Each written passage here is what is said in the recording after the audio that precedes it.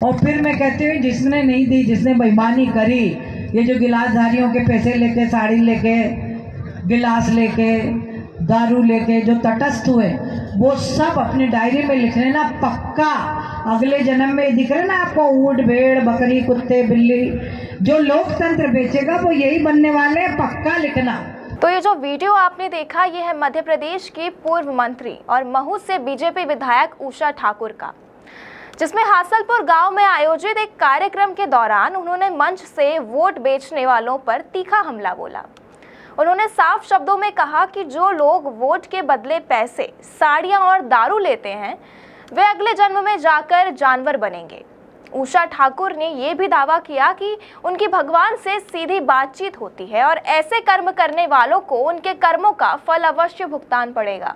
उन्होंने सरकार की योजनाओं जैसे लाडली बहना और किसान सम्मान निधि का जिक्र करते हुए कहा कि जब जनता को इतनी सुविधाएं मिल रही है, तब भी अगर कोई सिर्फ 500 या 1000 रुपए के लिए अपना वोट बेचता है तो वे इंसान कहलाने के लायक नहीं है। आइए सबसे पहले दिखाते हैं आपको पूरा वीडियो। मैं यूँ कहूँ कि देखो, लोकतंत्र में हम वोट डालने जाए, कोई देखता है क्या? आप अकेले होते और आपके पिता परमात्मा होते, तो किसी ने कुछ ले दे भी लिया, ले लो भाई, पर वोट डालते समय अपना ईमान मत गवाओ।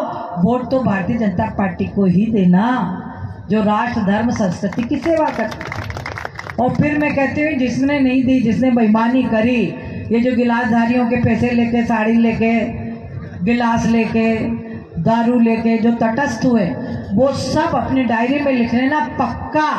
अगले जन्म में दिख रहे ना आपको ऊंट, भेड़, बकरी, कुत्ते, बिल्ली, जो लोकतंत्र बेचेगा वो यही बनने वाले हैं, पक्का लिखना। भगवान से मेरी सीधी बातचीत है, विश्वास करना मेरा। उषा ठाकुर ने कहा कि वे भले ही तीखी बातें करती हैं, लेकिन सत्य बोलना जरूरी है। उन्होंने मंच से ये भी जोड़ा कि लोकतंत्र में जब हम वोट डालने जाते हैं तो वहाँ कोई और नहीं होता, सिर्फ आप और परमात्मा होते हैं।